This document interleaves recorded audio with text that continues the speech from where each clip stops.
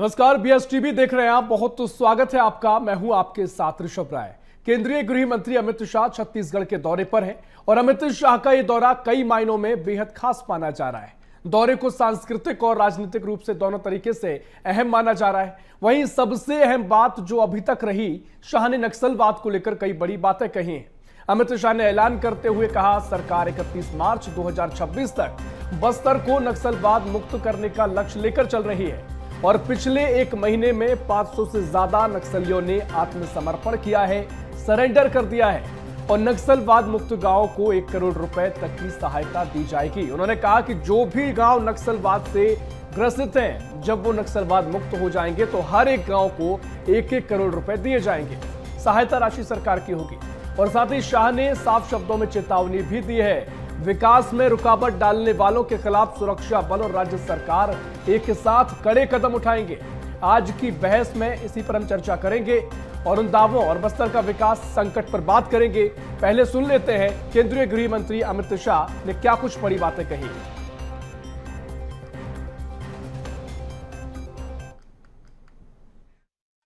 भ्रांति फैलाए कि नक्सलवाद का जन्म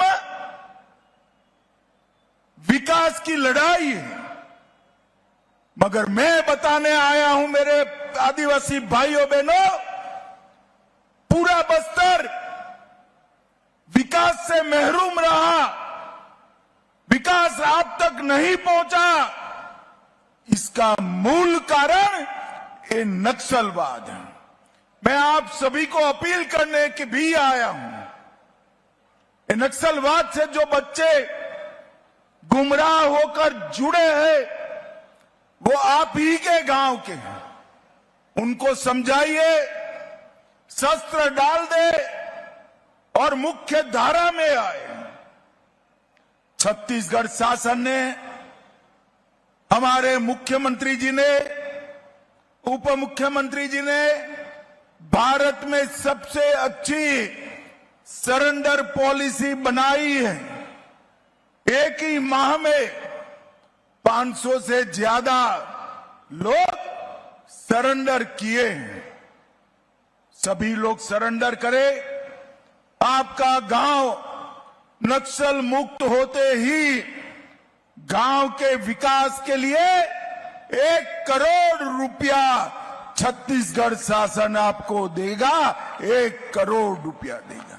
बस्तर की शांति को अगर आपने छिन्न विछिन्न करने का काम किया तो हमारी सशस्त्र फौजें, हमारी सशस्त्र सीआरपीएफ, छत्तीसगढ़ पुलिस मिलकर इसका जवाब देंगे। 31/3/2026 ये तिथि तय है नक्सलवाद को इस देश की भूमि पर से विदाई देने के लिए। छत्तीसगढ़ का विकास दिन दूनी रात चौगुनी आगे बढ़ रहा है। उद्योग आ रहा है, शिक्षा के संस्थान आ रहे हैं, स्वास्थ्य के संस्थान आ रहे हैं और हमारे लघु उद्योगों को भी बढ़ावा देने का काम हो रहा है। तो ये बड़ी बातें केंद्रीय गृह मंत्री अमित शाह ने कही हैं और जिस तरीके से दौरा पहले तय हुआ था और चर्चा भी यही थी कि ऐसा ही कुछ गृह मंत्री कहेंगे, उसी की उम्मीद भी की जा रही थी। बहुत सारी चीज, क्योंकि नक्सलवाद को लेकर जो पिछला सिलसिला देखने को मिला है, उसे लेकर लोग देख रहे थे कि क्या कुछ बड़े ऐलान कर सकते हैं और 2026 31 मार्च का जो टारगेट नक्सलवाद को खत्म करने का रखा क्या है, उस पर अब क्या एक्शन लिया जाएगा और क्या कुछ अमित शाह कहते हैं। तो वो तमाम बातों का जिक्र अमित शाह ने किया है। चर्चा इससे पहले लगातार होती रही है और कल भी जब अमित शाह यहां पर पहुंचे तो उसको लेकर भी कांग्रेस ने कई सियासी सवाल भी खड़े किए कि उनके दौरे के पहले किस तरीके से माहौल बनाया गया, इवेंट की तरह मामलों को सामने रखा गया, तमाम तरह की बातें हुई हैं। चर्चा की शुरुआत करते हैं। मेहमान हमारे साथ जुड़ गए हैं, भारतीय जनता पार्टी से प्रवक्ता है निशिकांत पांडे। निशिकांत पांडे साहब, बहुत स्वागत है आपका बीएसटीवी में। और कांग्रेस से प्रवक्ता है शारिक रईस खान साहब। रईस खान साहब, बहुत स्वागत कर रहा हूं आपका बीएसटीवी में। और वरिष्ठ पत्रकार है कौशल स्वर्णबेर जी, बहुत स्वागत सर आपका बीएसटीवी में। चर्चा की शुरुआत करेंगे। निशिकांत जी, आपके पास आऊंगा। कल जब अमित शाह यहां पर पहुंचे और लगातार चर्चाएं रही तो कांग्रेस ने कई सवाल खड़े किए थे, इवेंट का जिक्र किया था कि इससे पहले तमाम तरीके से जो आत्मसमर्पण देखने को मिला है, ये इवेंट बनाने की कोशिश की जा रही है। लेकिन अभी जो बातें अमित शाह ने कही हैं, 2026 31 मार्च तक नक्सल मुक्त होगा, किस तरह का संदेश ये, क्योंकि आज हम चाहेंगे कि सकारात्मक चर्चा इस पर होना चाहिए। अगर ये बातें संभव दिखाई दे रही हैं, तो जो लगातार कार्रवाइयों से कहीं संभावनाएं देखी भी जा रही हैं, क्या कुछ रणनीति अब आगे को देखने को मिल सकती है? जो कार्रवाइयां अभी तक की गई हैं, लगातार नक्सलियों को ढेर किया गया है, कि माना जाए शाह के दौरे के बाद फिर से वही तस्वीर नजर आएगी? भाइयों को संध्या जवाब। देखिए, जो बातें हैं स्पष्टता से केंद्रीय गृह मंत्री जी ने रखी है, और action speaks louder than words. हमारा एक्शन बता रहा है कि हमारी मंशा कितनी स्पष्ट है। बस्तर से लाल आतंक को अक्षरशः साफ करने की मंशा के साथ हम प्रयास कर रहे हैं, और पहली बार होगा इतिहास में कि कोई केंद्र सरकार, राज्य सरकार तारीख के ऐलान के साथ इन लाल आदमखोरों को साफ कर रहे। दूसरी बात, जो कल का स्टेटमेंट कांग्रेस की आपने बताई, देखिए, जनता के बीच में विश्वास खो देने वाली कांग्रेस को किसी चीज पे भरोसा नहीं है। आप देखिए, आप कह रहे हैं कि आत्मसमर्पण भी एक प्रायोजित है। पूरा बस्तर और इनफैक्ट छत्तीसगढ़ इससे ग्रसित था। अब भी इससे बाहर आने की आवश्यकता है, लेकिन कहीं ना कहीं इनको संरक्षित और पोषित करने वाली कांग्रेस पार्टी आज भी कोशिश कर रही है कि हमारे सुरक्षा बल के जवान को हत्यारा बता दिया जाए, फर्जी एनकाउंटर बोल के। क्या आपको लगता है राय साहब कि कहीं ना कहीं भारतीय जनता पार्टी या उनके विधायक मंत्री ये नक्सल ऑपरेशन को अंजाम दे रहे हैं? सर, मुझे तो लगता है कि चाहे कांग्रेस हो, बीजेपी हो, ऐसा मसला है ना सर ये, कि मुझे नहीं लगता कि कोई इसको लेकर इस तरह की सोच रख सकता है। लेकिन अब सियासत होती है, बहुत ये दुर्भाग्यपूर्ण यही हो जाता है कि हम इस चीज पर भी सियासत करते हैं। कांग्रेस जो खासकर से इस पर बड़ा दंश कांग्रेस ने झेला, और कांग्रेस ने इस पूरी जनता लगातार झेलती आई है। ऐसा दिन हम लगातार देखते हैं, छोटी मोटी मुठभेड़ होती है, ग्रामीणों की हत्या हो जाती है, बहुत दुखद है। मुझे लगता है कि तारीख अगर जो दी गई है उसको लेकर अगर ये संभावना जताई जा रही है, तो ये बहुत बड़ा, ये मुझे लगता है कदम होगा, और ऐतिहासिक ये पूरी पहल होगी। आपने तमाम बातें कही। रईस खान साहब, मैं आपके पास आ रहा हूं, क्योंकि तमाम तरीके से जो बयान पिछले दिनों कांग्रेस के देखने को मिले हैं, इस पूरे मामले पर सकारात्मक भाव क्यों नहीं, क्यों उस पर किंतु परंतु ढूंढना? अमित शाह ये बातें कह रहे हैं कि 31 मार्च 2026 एक्सपायरी डेट है नक्सलियों की। क्या कुछ आप इन बातों से सहमत हैं? किस तरीके से आपको उनकी बातों में दम नजर आता है, और इन बातों को लेकर कितने आप आगे आएंगे? कांग्रेस का क्या कुछ नजरिया है? देखिए, मैं आपको बताना चाहूंगा कि अमित शाह जी की केंद्र में 11 साल से सरकार है, और सत्ता के एक बहुत बड़े केंद्र बिंदु है, और ये बोलने में कहीं भी कोई गुरेज नहीं है कि नरेंद्र मोदी जी के बाद में दूसरे नंबर पे अमित शाह जी हैं। तो अमित शाह जी ने तो बहुत सी बातें बोली हैं कि भाई, उन्होंने पहले ये भी कहा था कि काला धन वापस आएगा तो प्रत्येक भारत के नागरिक के खाते में 15 लाख रुपए आएगा, नौजवानों को 2 करोड़ रोजगार देंगे। तो खैर, इस तरह से इस बार चलिए हम भी इंतजार कर रहे हैं कि 31 मार्च नहीं, मैं चाहूंगा कि पूरी बात करिएगा रईस खान साहब, क्योंकि ये चर्चा थोड़ी सार्थक होनी चाहिए, कुछ इससे निकलना चाहिए। क्योंकि आप जो बातें कह रहे हैं, ये किंतु परंतु का मतलब क्या है, इसको स्पष्ट करते चले जाइएगा कि आप इंतजार कर रहे हैं, इसका मतलब क्या है? आपको डाउट है कि वो सारी चीजें अलग कही जा रही है? नहीं, निश्चित भाई, मैंने बताया कि पहले भी जो दावे हुए हैं मैंने उसको बताया, मैंने इसी संदर्भ में ही बोला, मैंने ऐसे कोई विषय से हटकर बात नहीं करी है।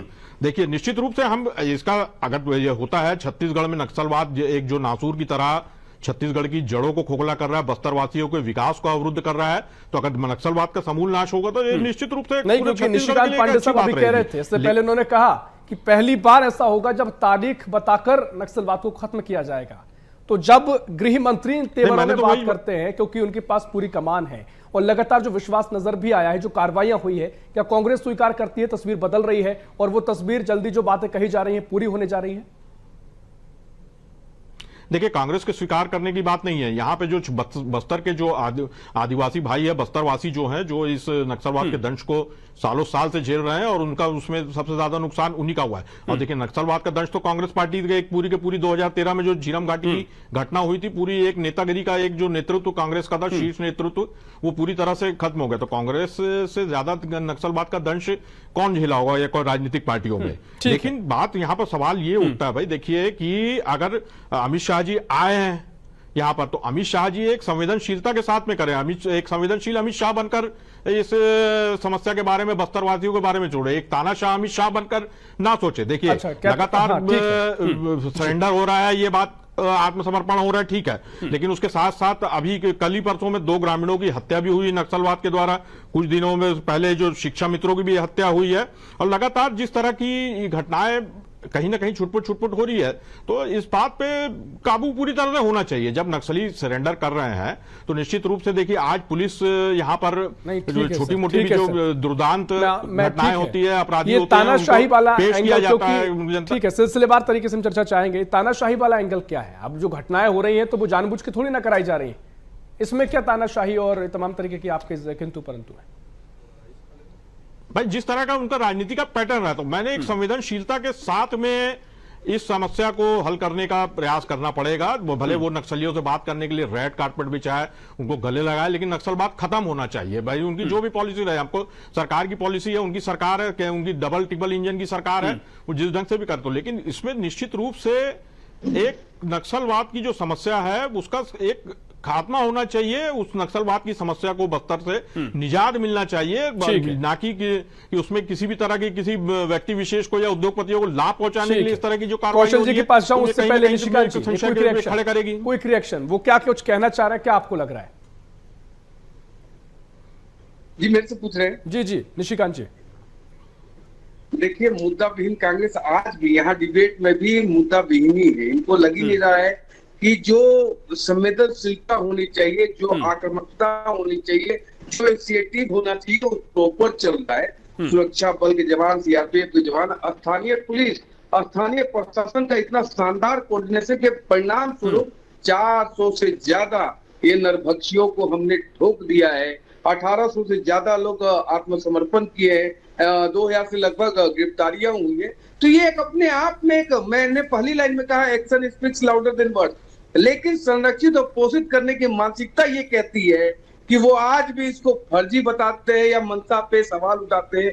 अरे रईस खान जी, एक चीज बताओ, ये बस्तर लाल आतंक से मुक्त होगा, और बस मैं आपके बीच में नहीं बोला, रुकिए, लाल आतंक से मुक्त होगा अगर हमारा बस्तर, और बस्तर के भाई बहन अगर रायपुर और बिलासपुर के विकास को बस्तर में देखेंगे, हमारा युवा वहां से डॉक्टर, इंजीनियर, कलेक्टर बन के आएगा, तो इसमें कांग्रेस को विधवा विलाप करने की आवश्यकता क्या है? ये तो बताना पड़ेगा कि क्यों सुजाता तेलंगाना में जाके आत्मसमर्पण करती है। ये तो इनसे पूछना पड़ेगा, क्योंकि कहीं ना कहीं तेलंगाना की सरकार इनके साथ संवेदनशीलता रखती है। वो संवेदनशीलता भारतीय जनता पार्टी की सरकार कतई नहीं रखेगी इन नरभक्षियों के साथ।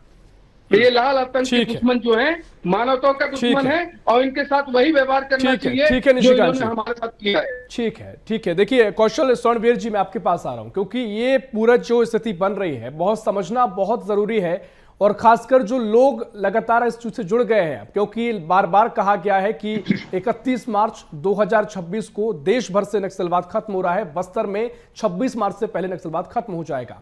जब अमित शाह ये बात दोहराते हैं, और जो पहले लगातार टारगेट सेट किया, उसके बाद जो कार्रवाइयां देखने को मिली, ये बात तो जरूर है कि लगातार कार्रवाइयों में बड़े नक्सलियों को ढेर किया गया है, करोड़ों के इनामी नक्सली रहे, और उसके अलावा सरेंडर भी जो लगातार नक्सली कर रहा है, तस्वीरें बदलती नजर आ रही है। लेकिन क्या 31 मार्च तक ये सब कुछ संभव है? क्या बीजेपी जो दम भर रही है उसका आधार जमीन पर दिखाई दे रहा है? और अगर किंतु परंतु कांग्रेस के है तो इसका आधार को आप क्या देख रहे हैं? क्या वाकई में कांग्रेस के सवाल जायज है, या फिर कहीं ना कहीं इस पर सियासत हो रही है? क्या कुछ आप इसको स्पष्ट करेंगे कौशल जी? ऋषभ जी, देखिए, निश्चित तौर पर अमित शाह ने जो डेडलाइन तय की है उसमें अब मुश्किल 6 महीने का समय ही बच गया है, क्योंकि हम अक्टूबर पे खड़े हैं। 31 मार्च 2026 उनकी डेडलाइन है। और जिस तरह से आप देखेंगे छत्तीसगढ़ में जो सुरक्षा बल हो, अर्धसैनिक बल के जवान हो, चाहे छत्तीसगढ़ पुलिस के जवान हो, लगातार जिस तरह से बस्तर में दबाव बना रहे हैं, यही वजह है कि आप देखेंगे वहां से नक्सली जो है दूसरे मैदानी इलाकों में भी भाग रहे हैं। तो कहीं कहीं जो दावे अमित शाह ने किए हैं, छत्तीसगढ़ सरकार उन्हीं दावों को आगे बढ़ाने के लिए लगी हुई है। और 5 दिन पहले अमित शाह ने दिल्ली में कहा था कि नक्सली चाहे तो सरेंडर करें, हम उनका रेड कारपेट में स्वागत करेंगे, नहीं तो गोली का जवाब गोली से दिया जाएगा। तो कहीं कहीं निश्चित तौर पर उनका एक टारगेट जो है, उन्होंने जो टारगेट सेट किया है उसी दिशा में वो आगे बढ़ रहे हैं, और इसका स्वागत किया जाना चाहिए। इस पर राजनीति बिल्कुल नहीं होनी चाहिए, क्योंकि छत्तीसगढ़ राज्य बस्तर में उनका जो सबसे खूबसूरत इलाका है वो नक्सलवाद के दर्ज के कारण अभी तक विश्व के परिदृश्य में नहीं आ पाया है, क्योंकि वो बहुत बढ़िया पर्यटन का स्थल बन सकता है, बहुत संभावनाएं हैं उस क्षेत्र में। लेकिन नक्सली के कारण एक चीज और आती है कि अब ये टारगेट की बात कही गई है, सभी की निगाहें इस टारगेट पर होना चाहिए, या फिर इस भरोसे पर इस तरीके से जो प्रयास किए जा रहे हैं, लोगों में विश्वास पैदा हुआ है, एक बड़ा इसी तस्वीर को मान लिया जाए क्या उसमें अगर मान लिया जाए कि टारगेट्स को लेकर इस पर सवाल खड़े करना उचित है, या फिर मान लिया जाए कि इस तरह की सकारात्मक भाव दिखाई दे रहे हैं, सबको एक साथ आकर इस पे एकजुट होकर आगे बढ़ना चाहिए? नक्सलवाद पर मुझे ऐसा लगता है कि भारतीय जनता पार्टी और कांग्रेस दोनों को एक सुर में बात करनी चाहिए। इस पर राजनीति बिल्कुल नहीं होनी चाहिए, क्योंकि हिंसा का हमारे समाज में कहीं पर भी स्थान नहीं है। और नक्सलवाद का दंश यदि छत्तीसगढ़ से खत्म होता है तो दोनों ही पार्टियों के लिए, चाहे सरकार किसी की भी रहे, ये यहाँ प्रदेश की जनता के लिए सबसे बड़ी सौगात होगी, क्योंकि हम यही चाहते हैं कि यहाँ से नक्सलवाद का खात्मा हो। लेकिन आप देखेंगे इसी बीच नक्सलियों ने पत्र वार्ता की भी पहल की, उन्होंने पत्र भी भेजा है, कल भी एक पत्र जारी हुआ है। लेकिन दूसरी ओर जो तेलंगाना से जुड़े हुए जो नक्सली हैं वो इसका विरोध कर रहे हैं। तो मुझे ऐसा लगता है कि अमित शाह जी को इस दिशा में भी प्रयास करना चाहिए कि तेलंगाना स्टेट जो है, जहां पर नक्सलवाद के जो लोग हैं, जहां पर नक्सली जो नेता हैं, वो छत्तीसगढ़ के जो नक्सली जो सरेंडर करना चाहते हैं, जो छत्तीसगढ़ की पॉलिसी को अपनाना चाहते हैं और यहाँ के विकास की मुख्य धारा में शामिल होना चाहते हैं, उनको रोकना चाह रहे हैं। तो कहीं के मुझे ऐसा लगता है कि तो जो पड़ोसी राज्य है वहां से भी ऐसे नक्सलियों पर दबाव डालना चाहिए, इस दिशा में हम आगे बढ़ सकते हैं। और जो टारगेट हमने तय किया, 31 मार्च जो टारगेट तय किया है, उस पर हम सही तरीके से पहुंच पाएंगे। और इसी दिशा में जो छत्तीसगढ़ सरकार भी काम कर रही है, और इसका सभी को स्वागत किया जाना चाहिए। इस पर राजनीति बिल्कुल भी नहीं होनी चाहिए। हाँ, बिल्कुल बिल्कुल, मुझे भी ये लगता है, क्योंकि जिस तरीके से अगर कोई भी टारगेट हम रखते हैं, 100% का टारगेट रखा है, तो मुझे लगता है अगर पूरी ईमानदारी से, पूरे समर्पण भाव से उस पर काम किया जाए तो 90-95% तक तो पहुंचा जा सकता है। लेकिन शुरुआत से ही सवाल खड़े कर देना कि 100% हो पाएगा नहीं हो पाएगा, ये थोड़े मुझे लगता है नकारात्मक भाव हो जाते हैं। रईस खान साहब, आपके पास में आ रहा हूं, इस पर सियासत नहीं होनी चाहिए, क्योंकि आप भी लगातार जब सत्ता में थे, मुझे लगता है कि सभी सरकारें, आपको कम समय मिला लेकिन आपने भी तमाम प्रयास किए हैं। अब बीजेपी की सरकार है, वो भी प्रयास किए जा रहे हैं। यहां पर मुझे लगता है किंतु परंतु नहीं होना चाहिए, सुर मिलाकर कहना चाहिए कि अगर टारगेट रखा है, पूरा विश्वास के साथ उसमें आगे आना चाहिए और हाथ मिलाकर ये कहना चाहिए कि खात्मा होगा। लेकिन वो सवाल जो दिखाई देते हैं, जो सियासी उनमें बू आती है, वो ना हो। आप जेन्युइन सवाल खड़े कर सकते हैं, अगर कुछ मसले हैं, कई तरह की आपको खामियां नजर आ रही हैं, उन पर बात कर सकते हैं, लेकिन इस पर सियासत नहीं होनी चाहिए। रईस खान साहब, देखिए ऋषभ जी, निश्चित रूप से कांग्रेस पार्टी ने कभी इस तरह के जो संवेदनशील मुद्दा है, और मैंने पहले भी कहा कि ये जो छत्तीसगढ़ के सीने पे एक नासूर की तरह है, जो नक्सलवाद बस्तर के सीने पे, इस पे कभी कोई सियासत कांग्रेस पार्टी ने नहीं किया। और निश्चित रूप से जो उन्होंने कहा है कि 2026 तक होगा, तो ये तो बहुत स्वागत योग्य बात है। लेकिन बात सवाल यहाँ पर किंतु परंतु की नहीं पड़ती। देखिए, बस्तर वासियों के जो विकास है उसमें आज नहीं होना चाहिए। आज जिस तरह से हम देखेंगे कि लगातार ये इन कार्रवाइयों की बात भी चल रही है, और दूसरी तरफ जिस तरह से खनिज संसाधनों की वहां पर लूट मची हुई, अपने चहेते लोगों को बांटी जा रही है। एनएमडीसी का मुख्यालय की मांग जो प्रदेश कांग्रेस कमेटी के अध्यक्ष दीपक बैज जी ने भी उठाया है कि बस्तर में होना चाहिए। जो नंदराज पहाड़ है उसकी लीज जो स्थानीय लोगों के विरोध के बाद आज तक निरस्त नहीं हुई है। नगरनार का निजीकरण जो एक फायदा देने वाला संयंत्र, वो करे जा रही है। आदिवासियों का आरक्षण का संशोधन बिल कब पास होगा, इसका भी जवाब आदरणीय अमित शाह जी को देना चाहिए।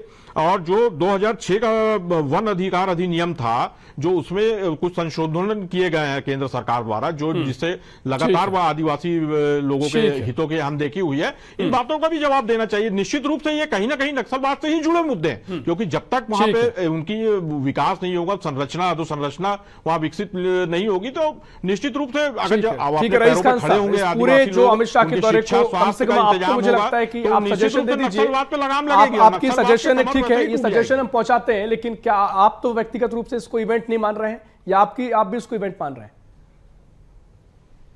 देखिए, यहाँ पे व्यक्तिगत की बात नहीं है। यहाँ पर बात यह है कि बस्तर के हितों की अनदेखी नहीं होना चाहिए। बस्तर वासियों को आज जो पीड़ा और दंश से गुजर रहे हैं वो नहीं होना चाहिए। नहीं साहब, मैं कह रहा हूं ना, मैंने पहले भी कहा, क्लियर चर्चा करते हैं, स्पष्ट अपनी बात रखेगा। आप इसे इवेंट मान रहे हैं अमित शाह के दौरे को? अब देखिए, अब ये तो अमित शाह जी और सरकार ही बता पाएगी कि ये इवेंट है, कि ये एक सकारात्मक प्रयास की दिशा में बढ़ने का प्रयास है, तो ये वो ही बता पाएंगे। कई बार चुप्पी भी बहुत कुछ कह जाती है, या अपना कहना भी बहुत कुछ साफ कह जाता है। आप तमाम बातें का जिक्र कर रहे हैं, लेकिन ठीक है। निशिकांत जी, आपके पास आ रहा हूं। अब जो टारगेट रखा गया, अभी तक रईस खान साहब ने तो वो सवाल नहीं किया, लेकिन कांग्रेस हमेशा करती है, रईस खान साहब भी अलग अलग मंचों पर करते हैं। ये सवाल ये कि अब जिस तरीके से टारगेट रख लिया, क्या 11 साल से आपकी सरकार है, अब एकदम से जो चीजें हो रही हैं, क्या ये चीजें पहले संभव नहीं थी? पहले चीजें पॉसिबल नहीं थी जो की जा सकती थी? या फिर कांग्रेस की सरकार थी तो वहां पर आपने एफर्ट क्यों नजर नहीं आया? जब पिछली कांग्रेस की सरकार थी वहां पर भी गृह मंत्री शायद से दौरे कर इस तरीके से तेवर दिखा सकते थे। तो ये क्या थोड़ा भेदभाव की स्थिति है? इस पर भी थोड़े सवाल जवाब देखने को मिलते हैं, इस पर आप क्या कहेंगे? ऋषभ जी, बहुत महत्वपूर्ण प्रश्न उठाया आपने कि 18 से 23 में ये चीजें क्यों नहीं। देखिए, जिस इंटेंसिटी से और जिस इंटेंशन से वर्तमान की प्रदेश की सरकार, सुरक्षा बल और इंटेलिजेंस काम कर रहा है, स्थानीय प्रशासन काम कर रहे हैं, वास्तविकता है कि वो सपोर्ट हमको नहीं मिल रहा था। जिस प्रकार से अभी तेलंगाना की बात कौशल जी ने कही और आपने भी कही, ये प्रश्न उठाया आपने, सुजाता का आत्मसमर्पण तेलंगाना में बहुत बड़ी कहानी बताता है कि आखिर कहीं ना कहीं उनको संरक्षित और पोषित करने का प्रयास कांग्रेस सरकार द्वारा किया जा रहा है। इसी में आपका जवाब है। लेकिन जो हम कह रहे हैं कि विकास के रास्ते विश्वास अर्जित करके, स्थानीय नागरिकों का विश्वास अर्जित करके जो ये परिणाम आ रहे हैं, कोई एक सिंगल विंडो के कारण नहीं है, बड़े कैनवास में बड़े एक सहयोग से ही एक परिणाम हमारे समक्ष है। लेकिन जो आप सवाल उनसे पूछ रहे थे, हमारे मित्र से, देखिए उनके पार्टी का लाइन अलग है तो उस पर स्टेटमेंट दे ही नहीं पाएंगे। उनके पार्टी का लाइन ही ये है कि हम आडम्बर कर रहे हैं, लेकिन परिणाम तो आखिर में परिणाम क्या बोलता है? परिणाम बोलता है 400 से ज्यादा ठोक दिए गए हैं मेक इन इंडिया के बुलेट से।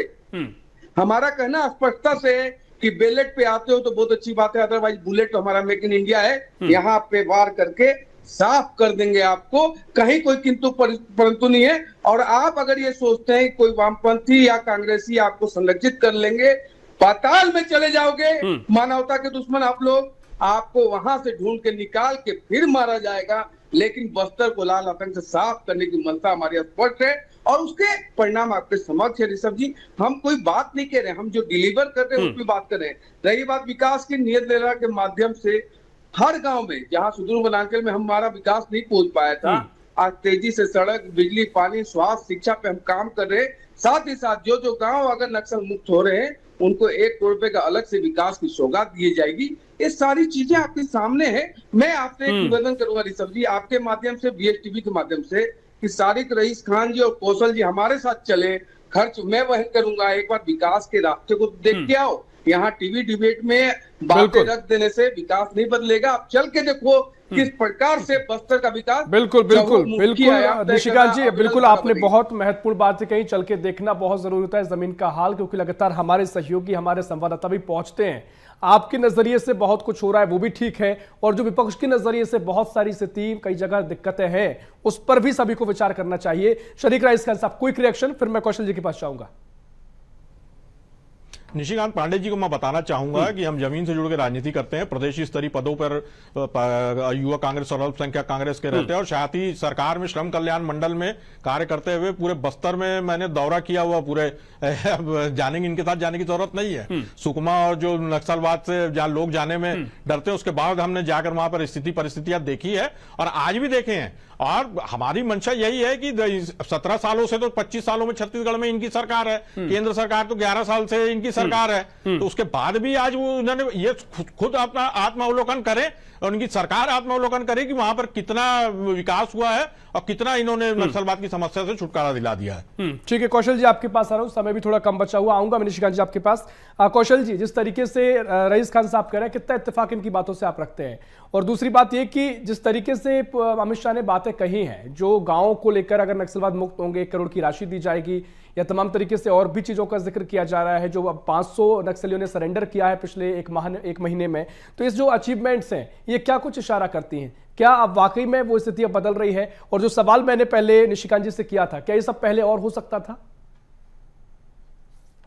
देखिए, निश्चित तौर पर यदि सरकार की इच्छा शक्ति हो तो नक्सलवाद का खात्मा हो सकता है। और जिस तरह से आपने कहा कि परिस्थितियां निश्चित तौर पर वहां बदली, जिस तरह से सरेंडर लगातार हो रहे, जिस तरह बड़े नक्सली लीडर मारे जा रहे हैं, तो जिस तरह से वहां से भाग के दूसरे जगहों पर नक्सली जा रहे हैं, तो कहीं कहीं बस्तर में जो फोर्स का दबाव बढ़ कि बस्तर का विकास देखने साथ में चले, तो मुझे ऐसा लगता है कि मैं ग्राउंड पे बहुत रिपोर्टिंग किया हूँ। बस्तर में कई जगहों पे गया हूँ, जैसे ऐसे दूर नक्सल इलाके में भी गया हूँ जहाँ पर शाम को 6 बजे से ही ताला लग जाता है, जो फोर्स के कब्जे है जो गाँव अभी। तो मैं ऐसे बहुत जगहों पर गया हूँ बस्तर के, ऐसी लगभग सिर्फ राजधानी की पत्रकारिता नहीं करता, बहुत सारे जगहों पे गया हूँ और नक्सलवाद की बहुत सारी खबरें भी किया हूँ। और मुझे भी पता है कि वहाँ पे किस तरह के विकास और निश्चित तौर पर विकास सरकार के लिए जरूरी है, जो भी सरकार में बैठेगा उसको बस्तर के लोगों को विकास करना होगा। आप ये दावा नहीं कर सकते कि हम वहां का पूरा विकास कर सकते, क्योंकि वहां पर भी अभी ऐसे बहुत सारे रास्ते, बहुत सारे इलाके हैं जहां पर पहुंचना मुश्किल है, जहां पर आप 2 व्हीलर से भी नहीं कर सकते, जहां पर आपको पैदल जाना होगा। तो बहुत सारे ऐसे विकास की चीज वहां पर बचे हैं जिस पर सरकार को काम करने की जरूरत है। आप सिर्फ कुछ गांवों पर विकास करके आप ये दावा नहीं कर सकते कि हमने बस्तर का विकास कर दिया है। जब तक कुछ गांव का अंतिम व्यक्ति, बस्तर का अंतिम व्यक्ति इस विकास की मुख्य धारा से नहीं जुड़ेगा, तब तक मुझे ऐसा लगता है कि बिल्कुल बिल्कुल ठीक है। कौशल जी, महत्वपूर्ण बातों का जिक्र आपने किया, समय पूरा हो गया है, आपको रोक रहा हूं, लेकिन बात ये बहुत अहम है और बहुत गंभीर बातें हैं। नक्सलवाद को खत्म करने का मुझे जो समझ में आता है एक ही रास्ता है, वो है विकास, संपूर्ण विकास। और जिस तरीके से हम देखते हैं अभी बारिश का समय है, लगातार जो बाढ़ की स्थिति छत्तीसगढ़ में बनी है, कई ऐसे गांव हैं जो पूरी तरह संपर्क से टूट जाते हैं, संपर्क उनका कट जाता है। कई जगह नदी नाले उफान पर आते हैं, तो जो गर्भवती महिलाओं की तस्वीरें आती हैं उनको किसी न किसी तरह से बिना किसी सहायता के एम्बुलेंस के लोग ही वहां पर उनको नदी नाले पार कराते हैं। तो ये जब समस्या है, मुझे लगता है यही नक्सलवाद पनपता है, यही वो कारण है जिसके चलते इनको दूर अगर किया जाए तो नक्सलवाद को खात्मे का एक स्पष्ट रोड मैप नजर आ सकता है। मुझे लगता है आप सभी के सुझाव महत्वपूर्ण है। निशिकांत जी ने महत्वपूर्ण बातें कही, रईस खान साहब आपके भी तर्क महत्वपूर्ण है, लेकिन सियासत इस पर ना हो ये उम्मीद हम करते हैं। समय इतना ही है, बहुत शुक्रिया आप सभी मेहमानों को चर्चा में शामिल होने के लिए। तो कुल मिलाकर नक्सलवाद को लेकर सरकार ने तमाम प्रयास करने की बात कही और अमित शाह का यह दौरा काफी महत्वपूर्ण माना जा रहा है। अब देखना महत्वपूर्ण होगा जो टारगेट रखा गया है, इसको लेकर आगामी समय में किस तरह की कार्रवाइयां देखने को मिलती हैं, किस तरह के ऑपरेशंस में तेजी आती है। अभी भी बहुत तेजी से काम हो रहा है, लगातार नक्सली सरेंडर कर रहे हैं और लगातार उनको ढेर भी किया जा रहा है। अब देखना बड़ा दिलचस्प हो जाता है, क्या तस्वीर आगे बदलेगी, किस तरीके से ये दावे जमीन पर उतरेंगे। फिलहाल के लिए इस खास पेशकश में इतना ही। देश प्रदेश की और भी खबरों के लिए देखते रहिए BSTV। नमस्कार।